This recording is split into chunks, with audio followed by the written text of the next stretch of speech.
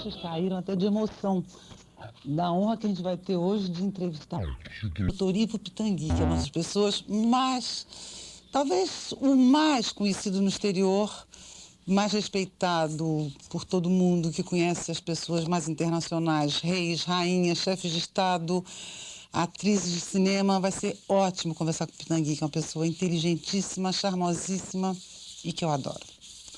Depois a gente vai ter Ítala Nandi, que é atriz de teatro, cinema, televisão, e que está agora ensaiando uma peça do Dias Gomes, que vai ser levada com Carlos Vereza. E depois de Ítala Nandi, nós vamos ter Antônio Guedes Barbosa, que é um pianista brasileiro que mora nos Estados Unidos e que vai agora dar um concerto para a abertura do FMI. Vamos começar com o Dr. Ivo Pitangui. Que prazer ter você aqui. Tudo bom? Prazer estar aqui. Vou colocar ela aqui. Sabe como é que coloca? Eu tenho a impressão que... Bolinha para cima. Bolinha para cá. Isso. Você quer tomar um vinhozinho?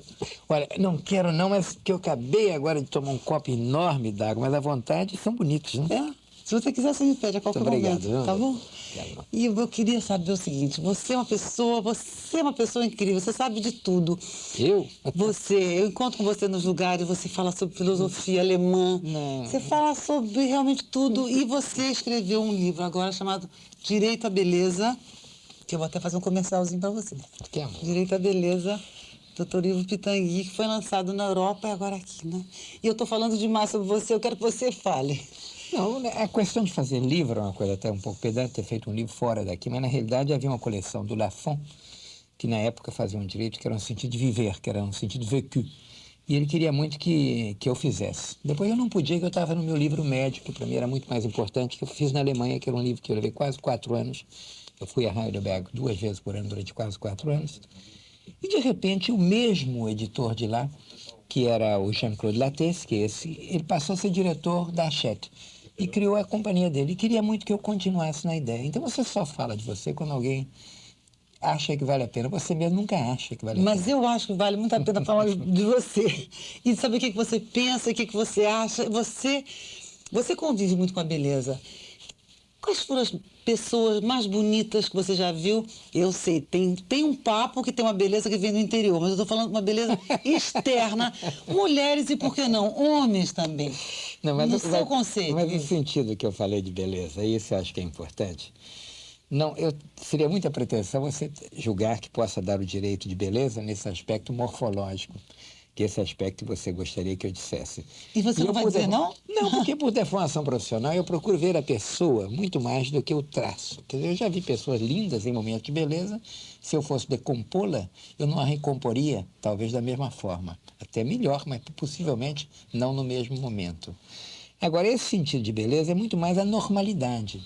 É a procura do indivíduo da sua identidade. E é óbvio que nós podemos, muitas vezes, complementar um pouco, se pudermos dizer, você assim, o trabalho da complementa natureza. bastante, mas temos tantas limitações que, dentro desse sentido do que não pode fazer, existe uma pessoa estruturada diante da gente que, se nós pudermos, dentro desse aula imenso, acrescentar um outro pequeno, nós estamos colaborando, e esse direito que é o direito da harmonia, mais do que esse aspecto estético. Você não vai me dizer qual é a mulher mais bonita que você viu na vida, não, né? Eu não já sei. vi. Você sabe que há um aspecto na beleza que ela intriga, que você, quando encontra, você é capaz de saber que ela está lá, mas você não é capaz de decompô-la em traços. Você sabe uma coisa que eu percebi outro dia? Uma mulher que eu vi numa festa, ela tinha olhos lindos, nariz lindo, dentes lindos, tudo lindo, e ela não era uma mulher linda. Exato, mas o que ela tinha? Ela tinha...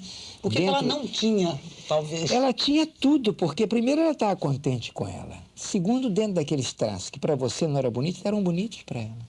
Então ela estava vivendo o seu momento de beleza. É o que você vive. Você, para mim, com toda a harmonia que você tem, quando você me dá a sua força, e eu conheço você já tem mais de 2 anos. 2 e meio. Não é? Eu acho que você não muda, você acrescenta. E todos nós sabemos que não é fácil os vários choques que a natureza e a vida nos impõem.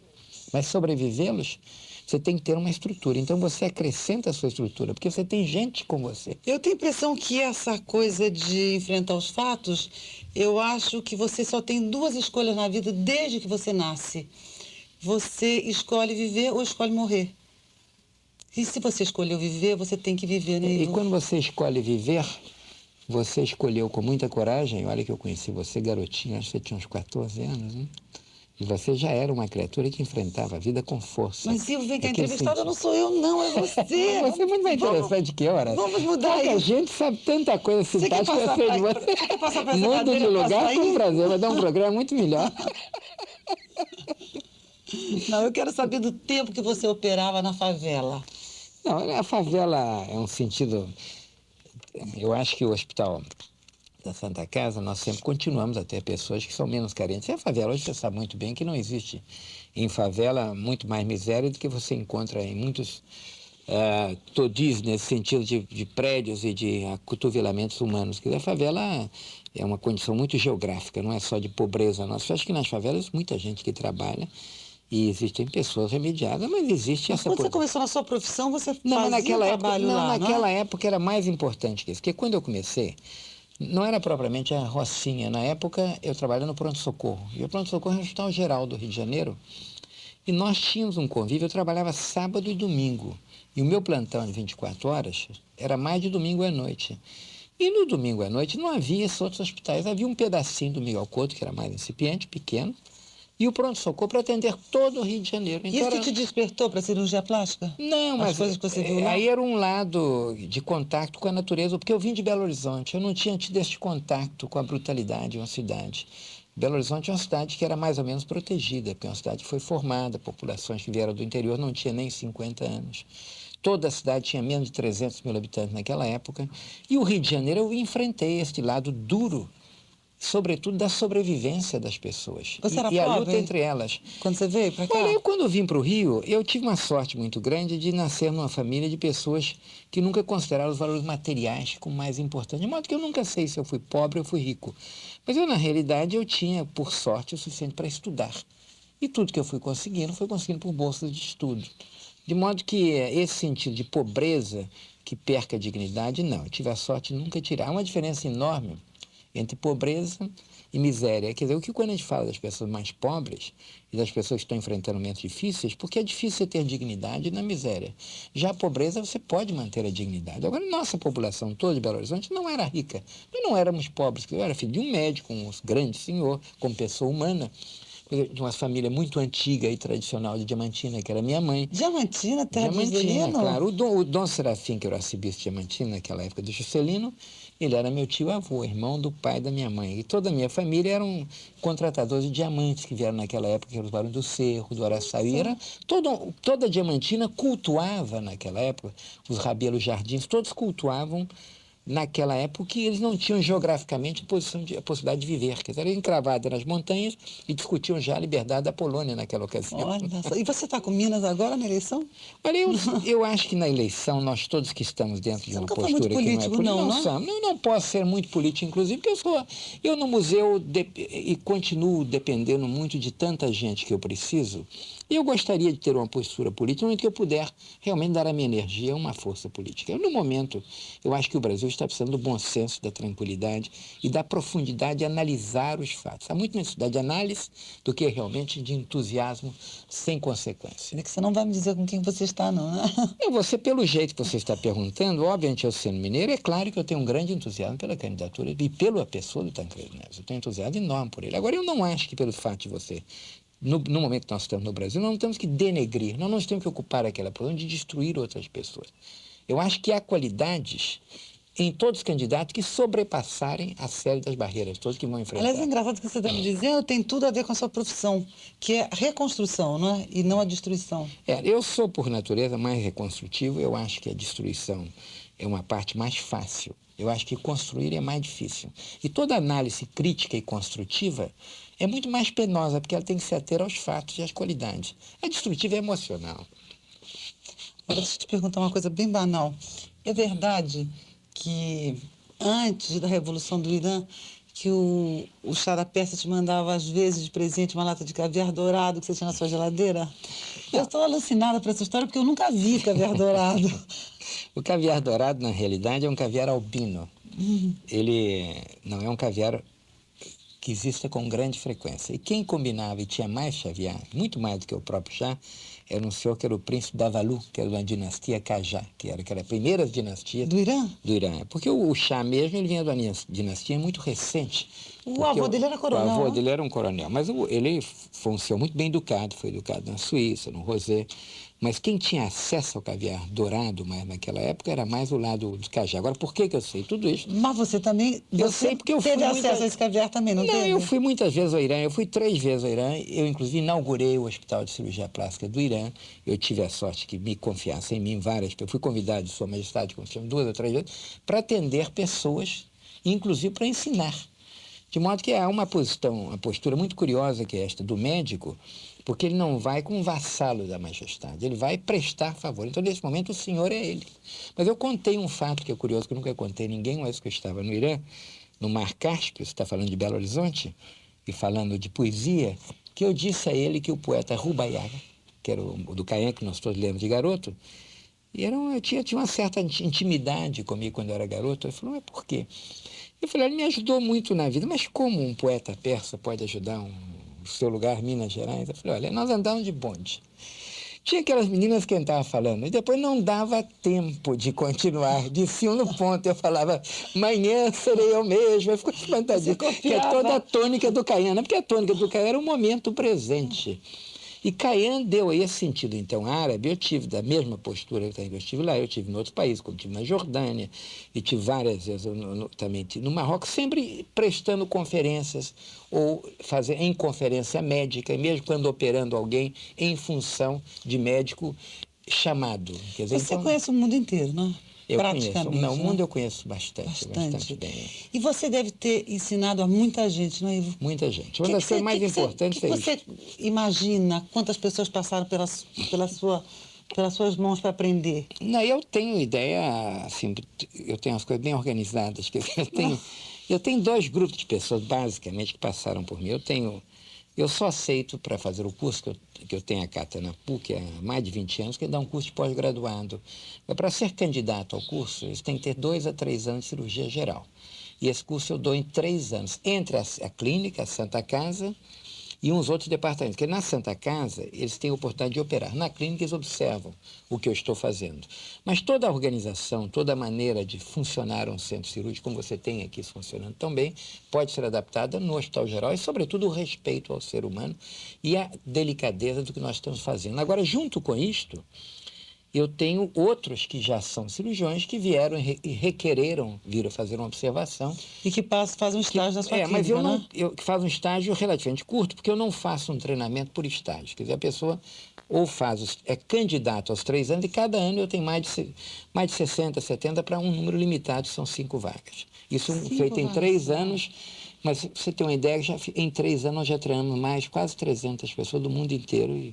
E a sorte, então, que quando você fala do sentido social da cirurgia, e essa sequência, quer dizer, de publicação médica, só depois de uma certa explicação, é o desejo que todas as populações sejam beneficiadas. E você não pode operar a humanidade toda, você tem que treinar pessoas para que leve a sua verdade nos vários cantos em que Isso você deve angustiar um pouco, né? Tudo, no fundo, quando a gente para, existencialmente, é angustiante. Sobretudo, a gente ter a criatividade de sobreviver no dia seguinte. Né? Ivo, a gente vai cortar 1 minuto para os comerciais para voltar com Ítala Nandi. Eu queria te fazer uma perguntinha bem rápida antes. É o seguinte, você saberia fazer um parto, se precisasse? Um parto? Ou você... O primeiro parto que eu fiz foi numa ambulância no Largo da Carioca. Fechei as cortinas e fiz um parto. E é o primeiro que eu tinha visto. É e mesmo? a senhora falou que não se preocupe, que eu já tive 4. Ela te ensinou como é que se faz um tudo. parto. E eu soube que na primeira operação que você foi fazer, você desmaiou, é verdade? Isso é verdade. Mas também era criança, não fui fazer. Eu fui assistir a uma operação. Assistir. Nem sabia se iria ou não fazer a cirurgia. Que maravilha, como a vida é fantástica. E vocês ficam aqui um pouquinho com a gente, que nós vamos voltar com Ítala Nandi, que vai nos contar agora dessa nova peça que ela vai fazer, de Dias Gomes, daqui a 1 minuto. Até já. Que bom te ver, quanto tempo. Pois é. Quer tomar um vinhozinho? Eu tomo, claro. Um branco de preferência. No Brasil dizem que é o melhor, sempre é o branco. Aliás, você já fez um filme sobre a Vina Veritas, não era? O título em era Vino Veritas. né? Eu fiz. Nada de lambrusco. Em Veritas, de preferência. E seu pai era enólogo, não era? Enólogo. Ele é um dos pioneiros dos vinhos, das plantações de vinhos brancos no Brasil. Você não quer mesmo, não? Não, eu não vou querer agora, não. Tá bom, mais mas mais tarde. Muito obrigado, viu? Bom, né? Um Que tal? aperitivo geladinho Eu branco. não posso deixar uma senhora tomar um copo de vinho sozinho. Põe uma gotinha Ah, pra mas mim, que então. gentil. Que bom. Sobretudo é uma coisa do Sul. Ela é do Sul, sabe que isso é uma indelicadeza que eu faço com prazer. Ah, que bom. Então vamos brindar às nossas qualidades. Tomar saúde da Então, Danusa, tem hein? que beber também, claro. Veja só. Gente, Que Baco e Eros nos acompanhem. pela vida Eros fora. é mais difícil por aí, mas Bacos... Nós estamos mais para Thanatos do que para Eros. Saúde, então.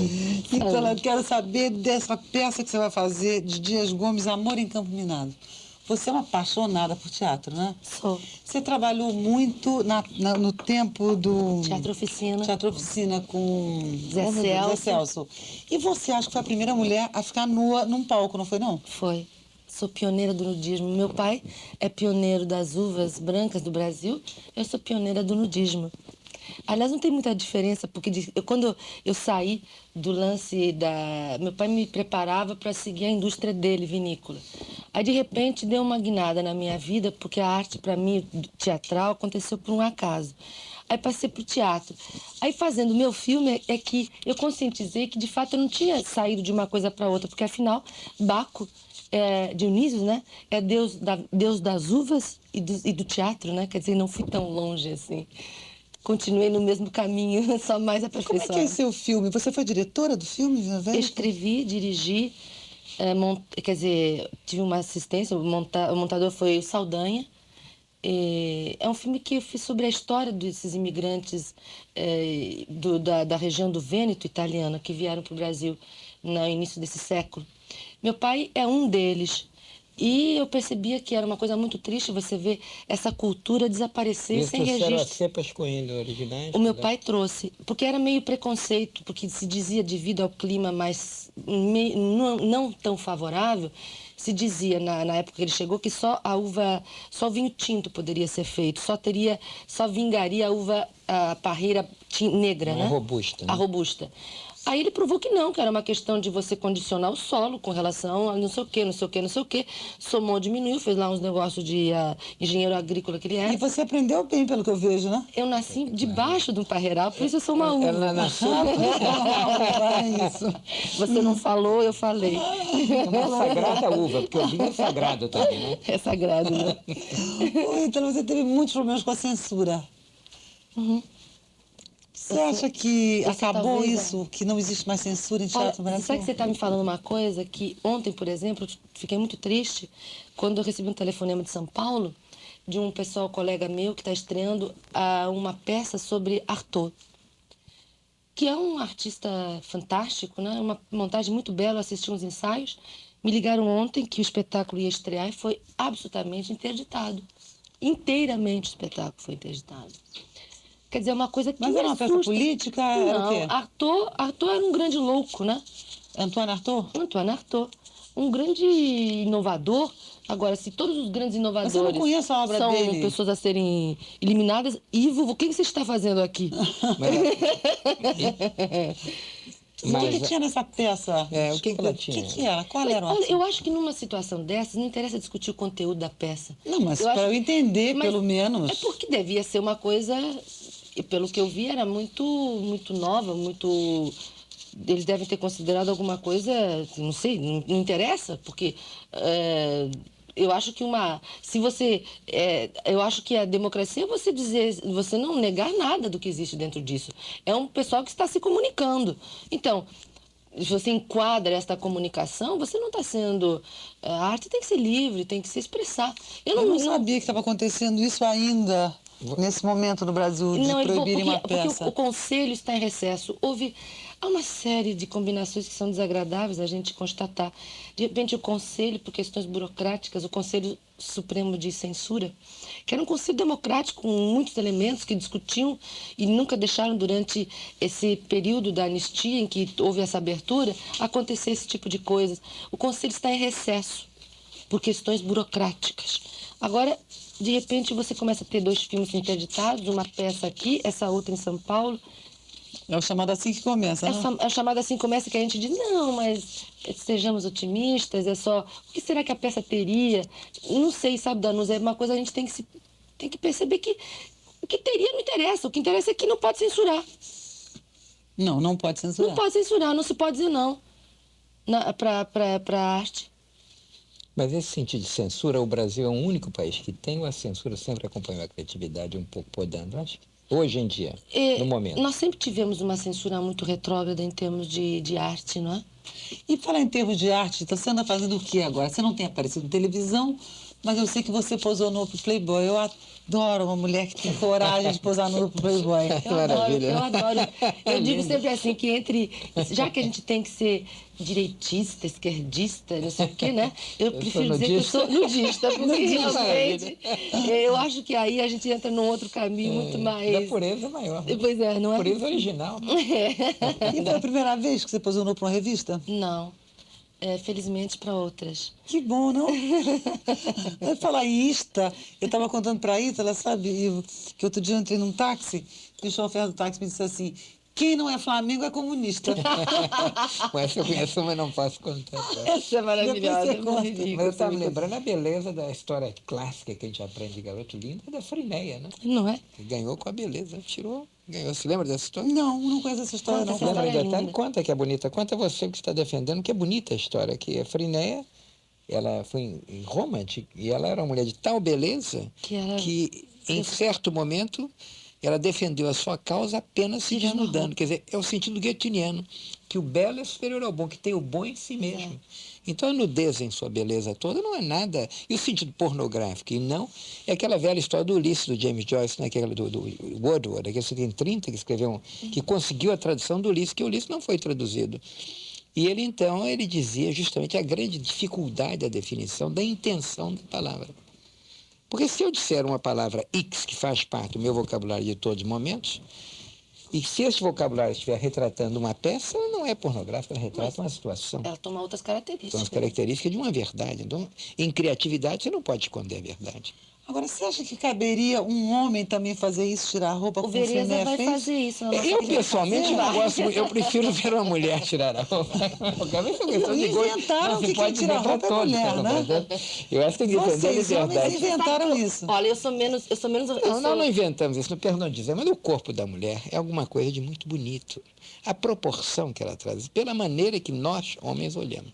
Mas a própria mulher é muito mais condescendente, ela aceita muito mais a beleza da mulher do que do homem. Posso dizer uma coisa? Não é verdade isso? Não? Posso dizer uma coisa? Eu acho o corpo do homem a coisa mais bela que existe.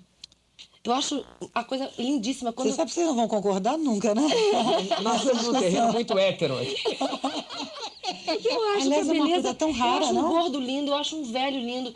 Eu acho que a beleza é uma coisa que independe de coisas que foram pré-estabelecidas como deve ser no modismo, ou é magro, é gordo. Eu não sei, eu acho que certo. a O que está dizendo para a beleza Denise é um agora é a mesma estado- coisa. Aliás, o que você não estava me dizendo, o que eu perguntei para você, Não, eu disse qual foi a exatamente. pessoa mais bonita que você Exato, viu na sua vida? exatamente com você. Você disse qual é a mais bonita que você viu. Tá indo Eu bem. disse, se você dissesse, eu ia te bater. Exato, não podemos mas eu dizer. queria tanto Porque nós saber. encontramos a beleza em amplitude tão ampla, Claro. tão grande, quer dizer, que você não pode, de repente, reduzi-la a esta ou aquela pessoa como detentora de Mas tanta um coisa. susto, às vezes, eu, por exemplo, eu acho... Eu já tomei vários, você também. Então conta um susto então.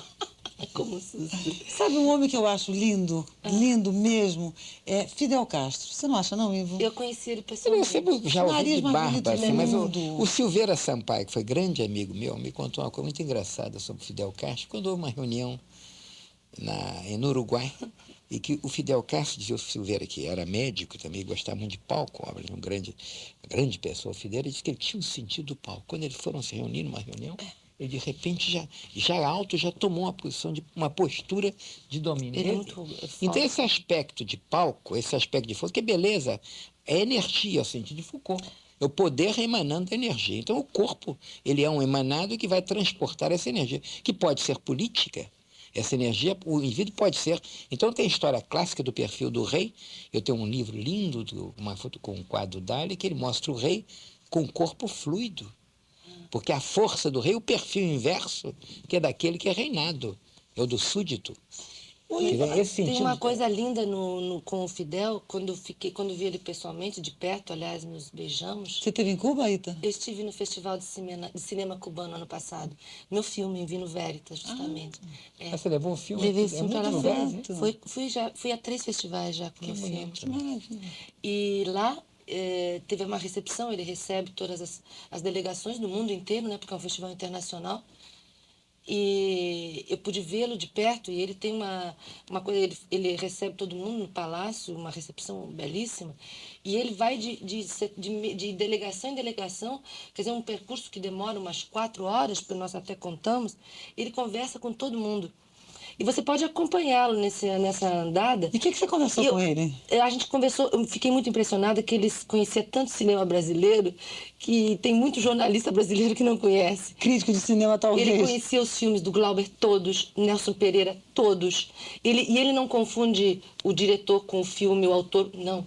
Ele sabe que ele sim, queria saber qual era o filme brasileiro que estava passando, ele já pediu para anotarem para ele ver. Ele vê tudo, ele tem um interesse de comunicação muito grande. Mas o que mais impressionou nele é a capacidade de... a mirada, não? De olhar, né? O olhar e a capacidade de captar pelo olhar de te ouvir, ele te bebe quando você fala, entende? Ele observa demais. Mas em toda pessoa que tem uma liderança, você encontra isso com muita... Você vai... É indiscutível que ele tem uma liderança, dele até o Papa, assim, quando ele exatamente. Quer dizer, o sentido de liderança é você captar e ter a pessoa, força, né? De uma certa forma, o seu domínio. Né? Exato. Essa força perceptível e não explicável. Não é explicação. É uma força que existe em todos os lideranças. Estou morrendo de inveja de você que conheceu ele, sabe? Então... Olha aqui, a gente vai cortar 1 minuto para os comerciais com o Antônio, para voltar com o Antônio Guedes Barbosa, que é um pianista que mora em Nova York há quase 15 anos, que tem um mercado enorme de trabalho lá. E quando a gente voltar, eu quero saber, Ivo, de você que faz as mulheres tão bonitas, eu quero saber como é que você faz para se conservar nessa forma física excepcional, o seu segredo. Eu quero saber disso depois, tá bom? Já é muita consideração. A gente vai aprender um pouquinho melhor. Daqui a 1 minuto com o Antônio Guedes Barbosa, até já. Pitangui. Claro. Antônio, você vai abrir a convenção anual do FMI em Washington agora? Sim. E acompanhando a Orquestra Filarmônica de Nova York, regida por Zubimeta, não é isso? Sim. Isso é uma maravilha, né? Máximo que um artista pode chegar, não é não? Mais ou menos. Há coisas também mais importantes até. Mas essa é bastante importante, né? Bastante. Agora, por outro lado, há quem critique você porque você vai, um artista com seu talento, vai tocar numa abertura de uma reunião como a do FMI. Como é que é isso? Você acha que um artista pode fazer isso? Ou não tem nada a ver? A gente aqui quer saber tudo que pode. Tem quem não responda, como Ivo Pitangui. Mas eu posso responder por ele. Ele vai responder melhor. Diga aí. Não, eu acho que, digamos, eu não vejo nenhum obstáculo político. Quer dizer, artisticamente a música é sempre música, né? Ela pode ser... A música é cultivada nos Estados Unidos, na Rússia, na Polônia, no Japão, em todos os regimes. Agora, é evidentemente que você estaria imaginando um posicionamento político pelo fato de eu estar tocando numa abertura de um fundo, do Fundo Monetário Internacional. Não, eu pensei mais pelo fato até de você não estar tocando num grande teatro, numa grande sala de concertos, numa abertura de uma reunião assim. Mas o Jacques de la Rosière, ele sempre quis quis preceder a convenção de um evento artístico importante, assim, uma coisa que fosse de alto nível. Você acha que o fato de você ser brasileiro, isso talvez amenize um pouco nossas relações com o fundo, não? Eu não sei, não. Na verdade, eu gostaria de cobrar um cachê bilionário e... E você cobrou? Claro que eu estou sendo bem pago para fazer isso, né? Você mora em Nova York, né? Moro. Portanto, você tem residência lá. Tem, sou e você residente. paga seus impostos lá. Pago. Dá pra gente perguntar quanto é que você cobra para um concerto desses? Já que você não vai, que o leão não vai em cima de você aqui? Só por curiosidade. Não, isso depende muito, sabe? Isso depende muito da ocasião, do lugar que está contratando a gente. O FMI, por exemplo, dá para você contar? Se você quiser não contar, você também não conta. Não, realmente Eles pagam a ele milionariamente, afinal, é de nós que está saindo. É do nosso, né? É do nosso. Bom, já vi que você não vai falar. Tudo bem, Antônio, não tem importância. Eu quero saber se você concorda com a intervenção do FMI na nossa economia. Ou se você está num tal plano artístico, você não acompanha não, muito eu esse lado. acompanho assim, muito de perto as notícias do Brasil, quando eu estou lá, e as dos Estados Unidos quando estou aqui. Mas ao contrário. Não, mas eu também acompanho, eu sei bastante bem o que está acontecendo por aqui. Mas, cara, eu estava pensando aqui... A forma de manter perfeitamente... Ô, escuta, Dani, você não vê uma confusão que você quer notas musicais ou notas de dinheiro? Nas notas musicais A gente aqui é muito... Eu sou A muito máquina dele é curiosa. outra. Eu sou muito curiosa. Não, o que você perguntou mesmo? Eu já não sei mais. Bom, Eu já não sei mais. Eu quero saber o seguinte, Antônio. Você foi elogiado por pianistas famosos como Cláudia Raul e Vladimir Horowitz.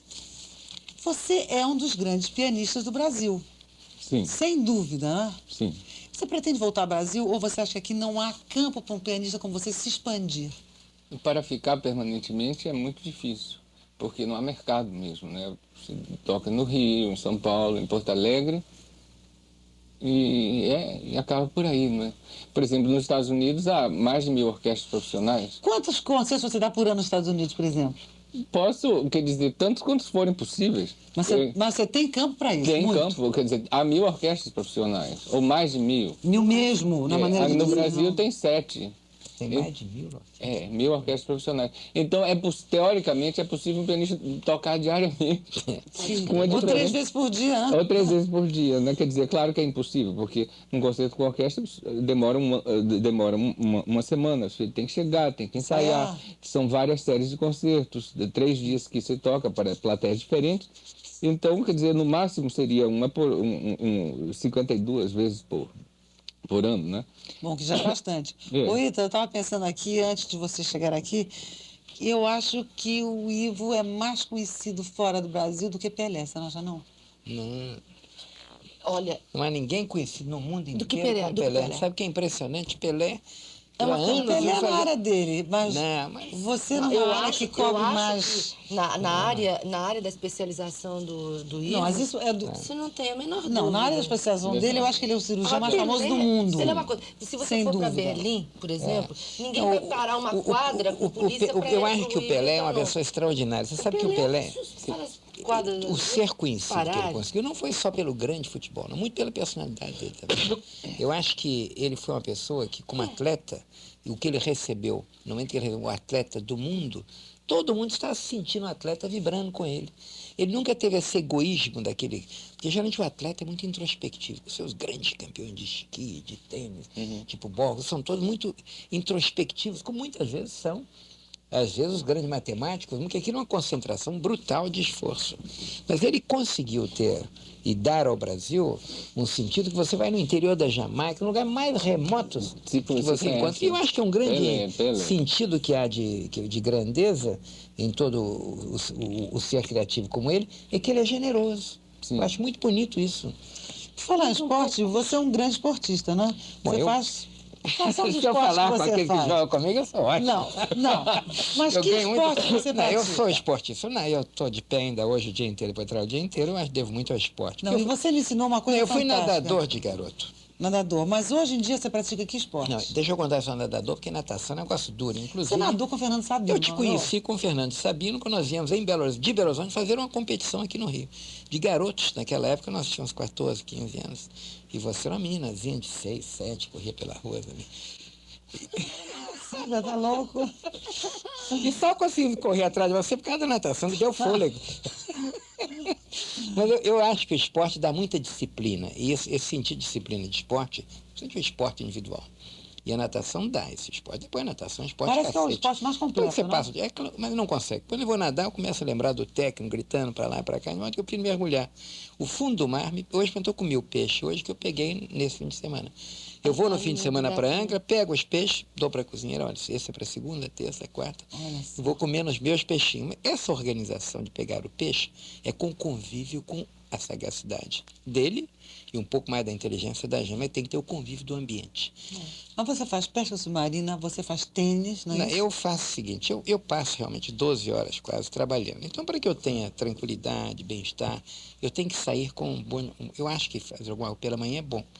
Então, quando você desenvolver uma certa tensão muscular, e como ela dançando, mesmo ele é um exercício, que é um lado físico, você tem necessidade de uma compensação física, porque os músculos pedem. Então, 3 vezes a semana, eu tinha um japonês que ia lá em casa às 7 da manhã, e a gente fazia karatê. Eu cheguei a segundo dan. Vocês todos juntos, aliás, né? Todos, minha mulher é uma Marilu, grande os filhos, esportista, tudo. meus filhos. E nós esquiamos muito juntos, que é uma coisa muito agradável. Você estar junto esquiando é muito importante. Você me ensinou uma coisa uma vez que eu segui e que foi fantástico para mim, sabe o que é? É quando você chega em casa absolutamente exausto de trabalhar, fazer um exercício físico antes de ir descansar. Porque o seu cansaço, seu estresse é muito mais mental. Na realidade, se você passar o dia inteiro operando, você deu uma volta em redor do bloco, você fez mais esporte. Mas Então, se você faz um esporte, você faz circular uma série de sistema nervoso Exato. que está Você parado. produz- Eu faço Tai Chi Chuan você e eu faz? faço há Pera- 4 anos. peraí, e eu Tana. sei o que isso significa, né? A gente vai ter que cortar os comerciais, que o Mauro está ali nervoso, mas a gente vai daqui a um minuto e você vai me contar o que é esse Tai Chi Chuan, que eu não tenho a menor ideia do que seja. Não, tu sabe o que é. Daqui a um minuto você me conta? Conto. Tá? Então daqui a um minutinho, até já. Atriz fantástica, e o Pitangui, que eu não preciso dizer nada, porque todo mundo sabe. E Italanandi ia falar o que é sobre Tai o que é Chi. Tai Chi Chuan é uma O que arte marcial. Eu conheci quando eu Qual é a estava... origem? É chinesa. Eu conheci quando eu estava fazendo um curso de Duin, de medicina, Duin, né? medicina natural. Aquela dos pontos, Dos né? pontos. Aí eu conheci o Tai Chi Chuan e eu comecei a fazer porque eu descobri que eu sempre trabalhei com o meu corpo, com expressão corporal, a gente sempre com dança moderna. Eu já fiz de todas, já fiz karatê, já fiz judô, já fiz de todas essas artes, todos esses trabalhos com o corpo. Eu não consigo ficar sem trabalhar, Não. porque a gente no nosso palco, né, você com o teu palco, eu com o meu, a gente precisa exercitar esses mecanismos, né? Sobrevivência. São as nossas percepções, né? Essas percepções que vêm desde a parte animal que o homem tem. Exatamente, você pode mantém trazê-la, esse né? vivo, que é a tua intuição. São hipotalâmicas, Que vem é, de dentro. e é a tua intuição, né? E o Tai Chi é onde se originam todas as artes marciais. Ele é, segundo os chineses, o primeiro gesto do homem. O primeiro gesto ao Primeiro- nascer, você quer dizer isso? É o primeiro gesto do homem, onde quando ele ainda usava a direita e a esquerda igualmente. Porque depois, à medida que o homem foi se civilizando, ele tornou um lado dele mais forte do que o outro. Isso me dá a impressão que deve dar um certo equilíbrio mental, esse E Tai Chi Chuan, não? a mim o Tai Chi, eu já faço ele há 3 anos, eu percebi em mim, com o Tai Chi, diversas mudanças. Mas e você Uma não podia delas- explicar qual é o primeiro gesto do homem no... Não, é porque no... o gesto do homem não é nem para a direita nem para a esquerda, ele é conjunto, né? Mas o primeiro gesto é de defesa ou de agressão? Ou de agressão. E tu nasces com ele, só que você esqueceu ele. Em Ele tá certos catarses, por exemplo, dentro desse sentido, você coloca a mão aqui. Você A mão é a arma. Você recupera a memória primitiva desse gesto no Tai Chi. A partir daí vem o karatê, vem o judô, vem vem todas as outras artes. E o Tai Chi seria o inicial. O Tai Chi é importante nele, é o que ele simboliza como equilíbrio, né? Porque Engraçado que você disse que você volta à sua coisa mais primária. Quando você começou a falar em Tai Chi Chuan, você falou tu. Você voltou às suas origens gaúchas, Claro. sem perceber. Pode crer. E esse equilíbrio, né? Que é, por exemplo, a mudança que eu notei em mim. Eu me tornei uma pessoa com raciocínio mais equilibrado, realmente, mais harmoniosa. Eu sei que eu rejuvenesci. Os meus problemas com relação à alimentação desapareceram. Eu como o que é legal, o que me faz bem, eu não me excedo na bebida, etc. Eu me tornei uma pessoa muito mais ajustável a mim mesma. Eu me conheci muito mais através do Tai Chi. Eu sei, por exemplo, eu passei por todos os exercícios. Todos eu iniciei, frequentei, fiz muitos. Jogo tênis, adoro, fui tenista, fui campeã e tudo. Mas eu É um volto. parceiro aqui do lado. Mas eu sei que o Tai Chi eu não vou abandonar nunca. Mas tem uma coisa que você está dizendo que é dentro do mesmo sentido que todas as artes marciais têm, e principalmente o sentido do karatê e do tai chi, é que você procura, através do espírito, comandar o corpo. E criar o que se chama o Kiai. Quer dizer, o Kiai seria uma concentração de força. E isso as artes marciais todas são oriundas da China. as artes marciais japonesas, basicamente, uma você tira o corpo, que é o equilíbrio do outro, seria o judô, né? A outra você se desequilibra com o aikido em função do outro. E o outro você dá o kiai, que é o karatê e todas as E suas. o tai chi é a busca desse equilíbrio em você. Interno, mas com o kiai, que é a Com concentração da força. E que Agora, eu você- queria saber uma coisa. Aqui, em que momento você tem tempo para ler tanto e saber tantas coisas de tudo que você sabe? Não, eu Como me é que é a interesso sua pelas coisas, programação eu não do sei nada. dia? Você é das pessoas que mais sabem de todos os assuntos que eu conheço. Como é que é a programação do seu dia, os seus horários, para você ter Eu, tempo? quando era garoto, eu lia no bonde. Agora Não, eu mas vou agora? lendo no carro, vou Pode crer. ditando. Você vai lendo no carro quando você vai para a Eu vou clínica? ditando. Quando eu no carro tenho um sistema, quer dizer, a minha secretária coloca várias pastas com os vários assuntos. Eu sou das poucas que responde carta. Então eu tenho naquelas pastas e vou ditando. Então eu aprendi muito mais a falar, realmente você vai escrevendo. O uso da mão, para mim, é mais penoso, que eu já uso o tempo todo. Então qualquer coisa que é mais brutal, ou falar, para mim, é como ele usa o tempo todo a mão no piano. Ele não pode ser carpintaria em casa, pode? Ele não consegue. Agora, a pessoa que não está utilizando delicadamente e milimetrando o seu pensamento, porque a mão é a expressão do cérebro, que todo o seu cérebro, já dizia, o primeiro que utilizou-a, na verdade. Agora, esse sentido de circunvolução que você sente através da mão, que a sua criatividade você é capaz de colocar em algum ponto, você não vai brincar com ela, é um outro fator. Mas você brinca com as suas, você faz Não, exercícios com a minha que não, você eu faço, mexe olha, eu muito estou com a as mão mãos, não? machucada aqui, que eu estava armando um arbalete anteontem e escapou o arpão, que são coisas completamente opostas ao que eu faço, na delicadeza do movimento. Se eu fosse Fórmula 1, não poderia mergulhar, não poderia fazer esqui, não poderia fazer uma série de coisas, porque eu estaria dentro de um contrato. Agora, eu assumi o meu contrato com a vida. Quer dizer, eu não tenho essas outras obrigações de conter-me além da minha vontade de me expandir. Dentro dos limites. Mas o seu tempo físico, o dia tem 24 horas. Você opera muito. Não, meu tempo físico começa cedo, não há nenhum segredo nisso. Você dorme pouco? Durante a semana eu durmo cedo. Se eu saio à noite, Você vai embora para estou em casa, você é a casa. primeira a sair. Agora, normalmente, eu acho que pela manhã você deve fazer alguma coisa de ativa. Eu tenho ou ando, ou jogo um pouco de tênis, porque agora todas as coisas que eu procurei fazer, eu procurei me interessar. Agora eu tenho, por exemplo, um melro. Então eu tenho um melro que é muito engraçado. E ele tem uma série de problemas dele, eu estou procurando entender. Maravilha. E quais são os problemas do mel, hein? Estou entendendo, não pode. Você vai lá que você vai ver, ele é engraçadíssimo. Olha que coisa incrível. O homem viaja, opera na Suíça, parece que precisa de 4 meses para O conseguir primeiro uma problema dele consulta. engraçado é que ele não quer viver com os outros passarinhos. Você é incrível, Tá Danusa. brincando, Muita Ítala? atividade. Você tá brincando Ué, comigo? E não. Você, Danusa, é Você também é uma incrivelmente pessoa... ativa. Nós Você- somos privilegiados, nós temos nas mãos a comunicação, nós temos todos os conhecimentos, nós viajamos, nós podemos discutir Isso sobre gera muita todos energia os na assuntos. pessoa, né? Nós somos pessoas assim que têm umas... Eu acho que é um fundo de se interessar pelas Pelas coisas e coisas. pelas pessoas. Isso que é o fundamental. Isso que você falou, esse lance das mãos é uma coisa assim muito forte. Eu realmente. nunca tinha pensado nisso. É. Que do cérebro vinha tudo para as mãos. Direto. Até os corpúsculos que você tem na ponta de patina tem uma sensibilidade diferente. Só tem nessa verdade. parte. É verdade. Os chineses E a descobrem mão se é um uma instrumento mais valioso que o homem tem. Os chineses descobrem se uma pessoa está morta ou não nesse toque aqui nesses dois dedos. Ai, eu sei que é isso. É do ir nisso. É bom isso. É isso. É assim, sinal de vida, né? É sinal, ali o teu coração Dor. separou ele abre na hora, ele levanta na hora. Esses dois pontos. Nas mãos nós temos todas as terminais, todos os órgãos que passam por aqui, todos eles. Eles têm a sua volta, eles fazem isso. São todos duplos, né? Mas vocês sabem de coisa, vocês dois, hein? Eu sou médica também.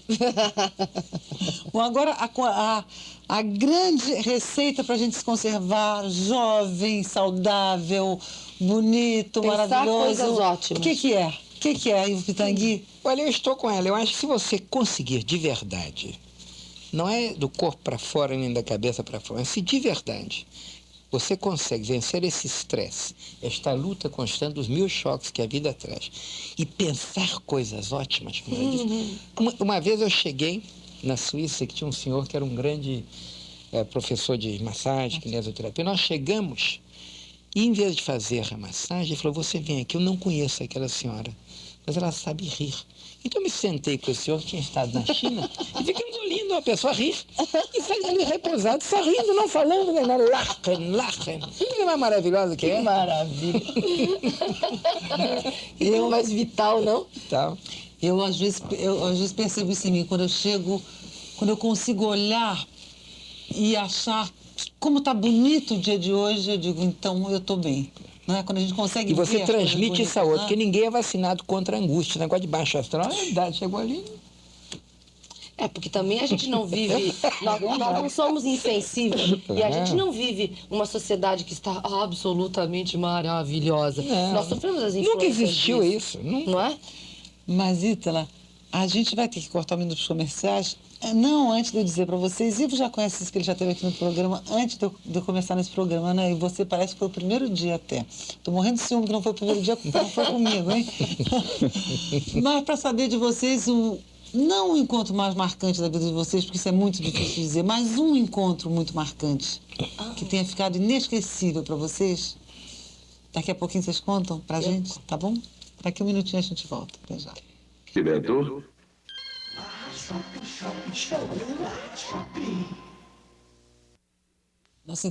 Nosso encontro marcado vai agora perguntar para os nossos convidados qual foi o encontro ou um dos mais marcantes que eles já tiveram, começando por você, Antônio Guedes Barbosa. Qual foi o seu? Eu certamente acho que pelo menos para mim, tive um encontro muito marcante, que foi meu encontro com Vladimir Horowitz. Como é que foi? Onde é que foi? Olha, Conta pra na gente. verdade, o Horowitz é tido por consenso talvez o maior pianista do século XX. É um homem mito, uma lenda, um sujeito que sempre viveu escondido e que nunca ninguém teve acesso a ele. Ele mora onde? Em Nova York. E ele está parando de tocar. Agora já completou 80 anos. E, digamos, é um fenômeno o que eu chamo da quase paranormalidade. É impossível que o piano soe daquele jeito. Ele é o pianista dos pianistas. E sempre aqui no Brasil, adolescente, eu já cultivava o mito, né? E nunca pensei que sempre ouvia dizer coisas bizarras. Ele se retirou 13 anos, voltou depois disso, veio gente do mundo inteiro para aquele concerto. E eu sempre ouvia os discos dos Horowitz e achava que era uma coisa que não podia ser feita. Aquilo não era uma pessoa. Não existia. Não existia. Que era um fenômeno assim daquela do disco e acabou-se. Fui para os Estados Unidos, nunca pensei em encontrar Horowitz, né?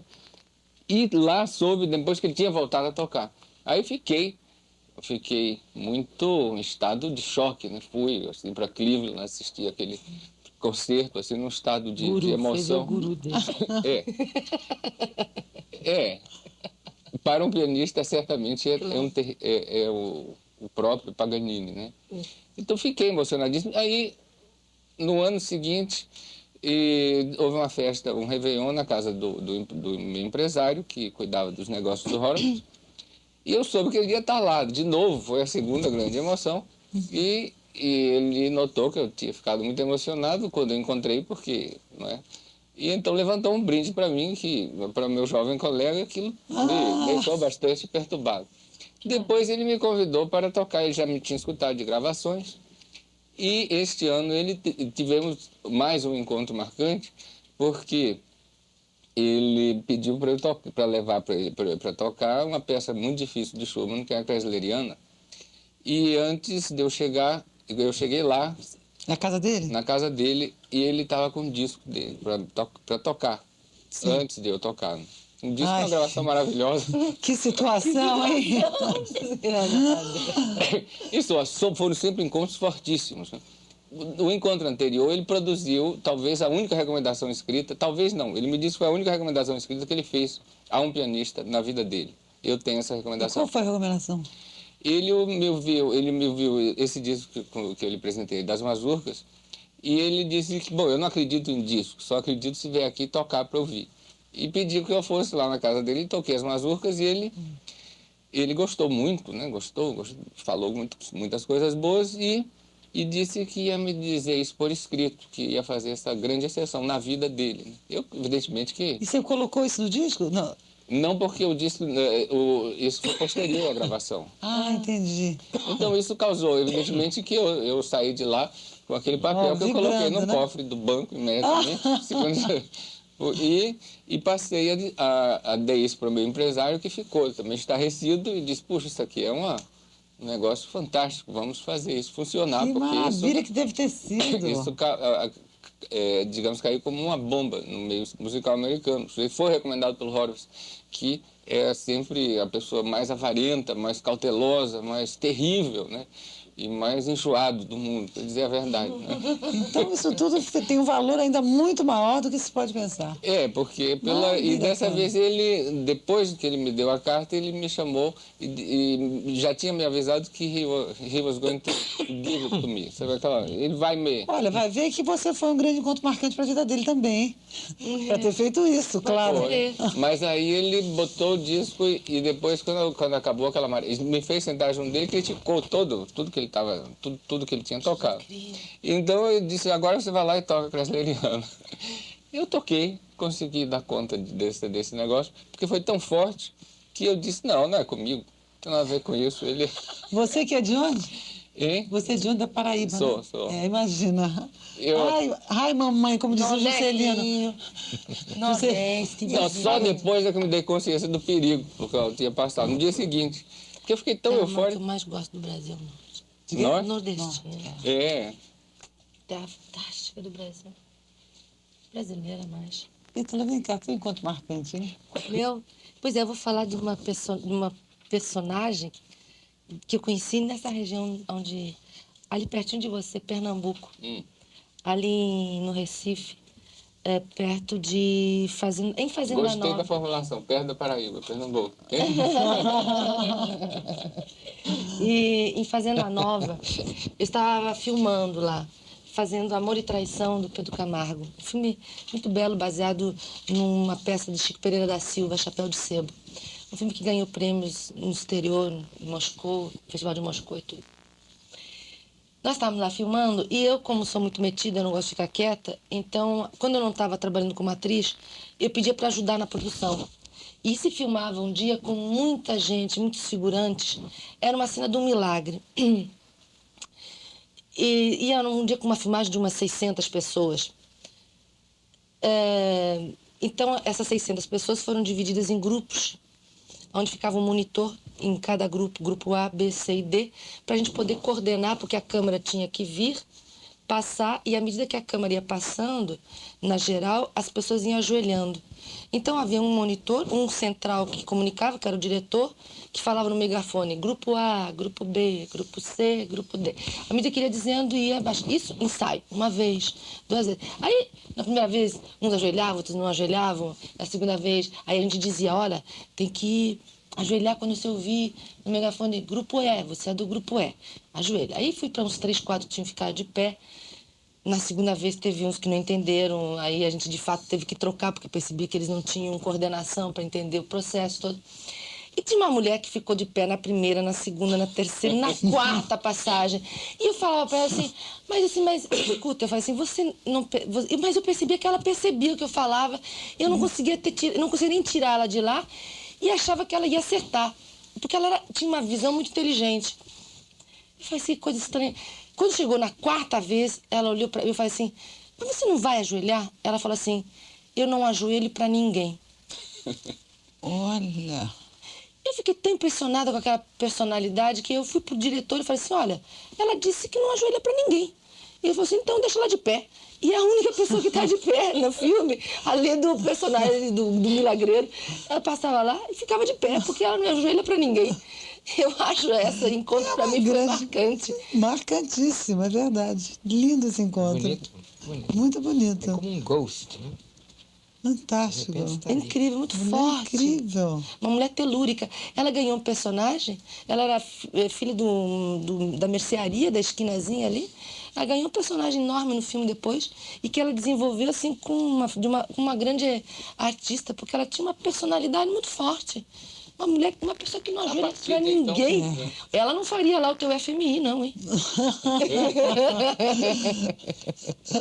Mais ou menos, né? Vamos lá, Ivo Pitangui, o seu. Tô- Você deve Olha, eu ter estou vendo aqui encontros tantos, marcantes tão tantos. fascinantes que... Mas eu acho que quando a gente se lembra de um grande mestre, eu tive vários que me deram a impressão, talvez não tão extraordinária como Horowitz, Mas eu estava pensando uma outra coisa extraordinária, que o extraordinário é você ter um reencontro com a vida.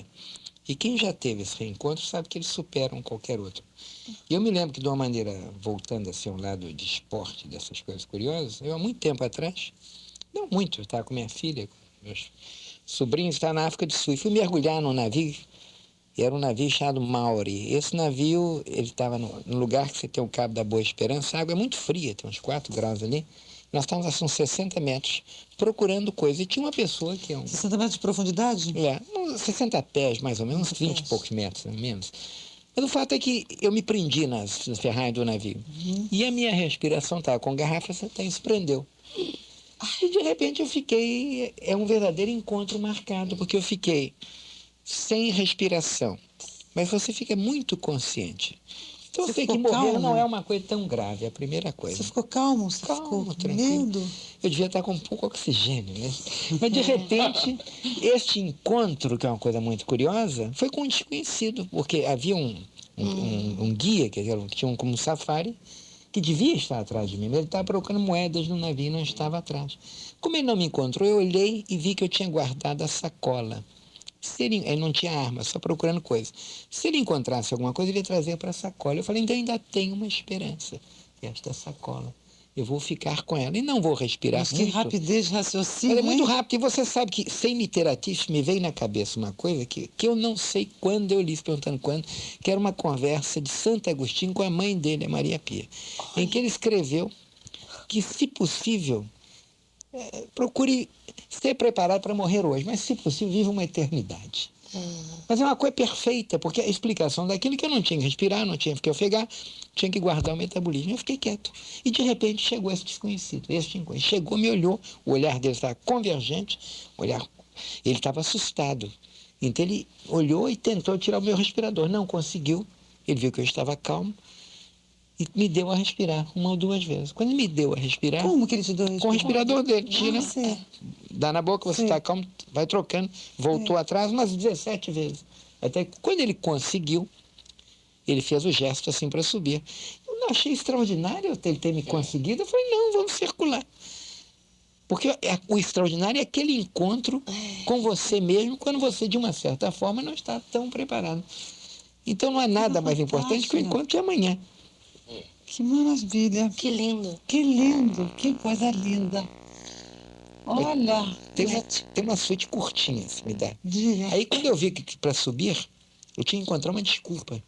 E era um reservatório de lagostas. Eu peguei uma. Com o mesmo sujeito. Ele fez um gesto e que ele estava brincando com a lagosta. Puxar para cá, para lá, eu não estava entendendo. Quando nós chegamos em cima, ele falou, é a sua vida, eu sei que é importante, não vamos discutir agora, vamos jogar rápido a lagosta, porque aqui é um reservatório. Se pegarem com a lagosta, vale mais que o meu barco. Eu falei, mais vale.